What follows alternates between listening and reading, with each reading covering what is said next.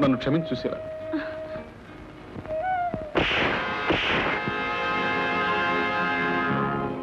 మనిషికి చివరికి మిగిలే ఆస్తి అస్థికి లేనని తెలియని రాక్షసులారా, మనుషులు బ్రతికే ఈ సమాజంలో బ్రతికే అర్హత మీకు లేదు. చావండి, ఆగండి. హంతకుల్ని చంపి నువ్వు హంతకుడికి కావచ్చు. దుర్మార్గులారా, మనిషి అన్నవాడు బ్రతికి బ్రతికించాలి గాని చంపి బ్రతకాలని చూడకూడదు.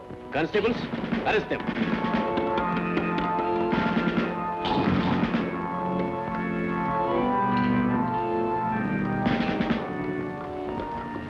నేను కాకిగోళ్ళు పొడిచాను కాబట్టి నా కాలు చెయ్యి పడిపోయింది.